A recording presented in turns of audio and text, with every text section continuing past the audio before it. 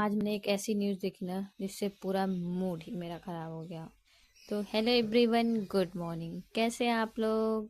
तो आज मेरी सुबह 4:30 बजे हो चुकी थी। तो उठने के बाद ना मैं सबसे पहले उठ के गई, ठंडी ठंडी हवा का आनंद लेकर आई। और आप लोग देखिए मौसम कितना अच्छा हुआ है। तो फिर से मैं उसके बाद फ्रेश होके मैं चली गई थी छत पे। वहाँ मैंने थोड़ा योगा किया। उसके बाद मैं वहीं पे अपना नोटबुक लेते गई थी ताकि मैं वहीं पे बैठ के आराम से पढ़ाई कर सकूँ। तो यहाँ मैंने आपसे बताया था ना कि मैं न्यू सब्जेक्ट स्टार्ट कर चुकी हूँ, हिस्ट्री। तो मैं यहाँ उसको पढ़ रही थी बैठ के।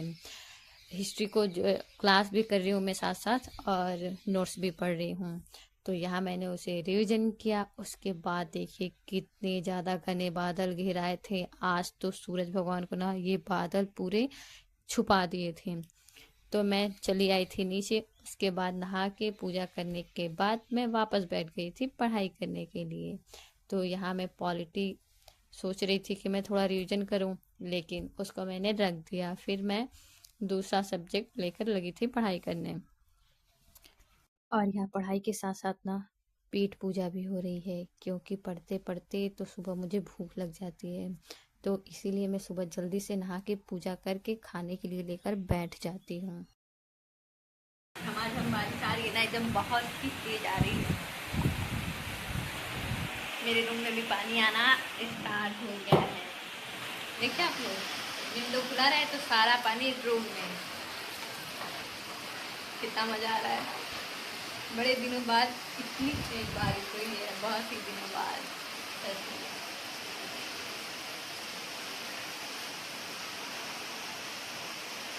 मेरा मन तो हो रहा है ना जाके नहा ही लूँ, लेकिन शाम हो गई है। और उससे भी बड़ी बात, भगवान जी गुस्सा भी कर रहे हैं।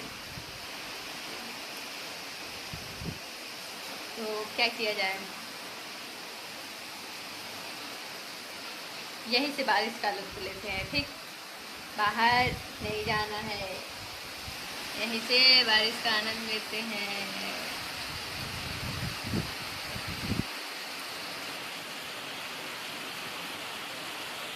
तो यहाँ बारिश के साथ साथ ना मैं फ्रूटी और कुरकुरे लेके बैठ गई थी। और फ्रूटी पीते पीते मैं बारिश का आनंद ले रही थी। तो पता है भगवान जी इतनी तेज में गरजे ना, मैं अपना सामान वामान लेके वहाँ से भाग चली थी।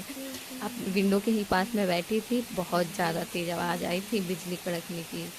मैं वहाँ से चली आई, नहीं तो पता चले मेरे रूम में ही आ जाते। तो यहाँ आज ना मिट्टी पूरी गीली हो गई थी। तो मैंने सोचा, कई दिनों से हम लोगों ने बीज ला के रखा था सब्जी लगाने के लिए। तो यहाँ मैं बैठ के बीज लगा दी। आज मैंने ना किवाच लगाया है पूरा। जितना हम लोगों ने भंडा बांधा था ये बांस का, उसके साइड साइड से किनारे किनारे किनारे मैंने पूरा किवाच का बीज लगा दिया है, ताकि ये जब वो बड़े हो जाएंगे ना तो इससे गाय वाय अंदर नहीं जाएंगे इसके। और उसके बाद मुझे जाना था दुकान पे, तो मैं चली गई थी दुकान से सामान लाने। और वहां से आने के बाद ना मेरे रूम की हालत आप लोग देख सकते हैं। मैं जो चीज़ जहाँ खाती हूँ, जहाँ मैंने पहना था, सब बिखरा हुआ सा था। बुक भी मैंने वहीं छोड़ दिया था। तो एक बार मैं उठ के सारा सामान अच्छे से समेट दिया ताकि मेरा रूम एकदम अच्छे से साफ हो जाए। और अभी मैं आपको दिखाऊंगी मेरा रूम साफ होने के बाद ना, इतना सुंदर लग रहा था क्या ही बताऊं। अपना ही रूम मुझे पहचान में ही नहीं आ रहा था कि ये मेरा रूम है। इतने अच्छे से मैंने इसे साफ कर दिया था। सारी चीज़ें मैंने हटा दी बारी बारी से।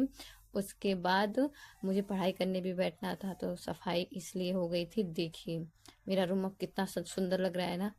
तो सफाई कंप्लीट हो गई थी, तो अब मैं बैठ गई थी पढ़ाई करने के लिए विंडो के पास, की कोई ठंडी ठंडी हवा आती रहती है ना, तो पढ़ने में ज़्यादा मन लगता है मेरा। और ऊपर ना बहुत शांति रहती है, कोई जाता है ही नहीं मेरे सिवा। अब पापा मेरे जाते हैं जब उनको टीवी देखना रहता है, तो नहीं तो सारे लोग नीचे ही रहते हैं।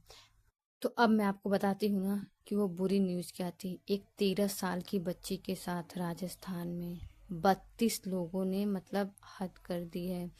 ये न्यूज़ देखने के बाद ना मेरे रोंगटे खड़े हो गए। भाई लड़कियां कहीं भी सुरक्षित नहीं हैं।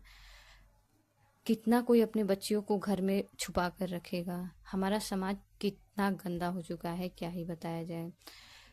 पता नहीं कभी ऐसा समाज बन पाएगा कि नहीं कि लड़कियां भी रात में सुरक्षित घूम सकती हैं।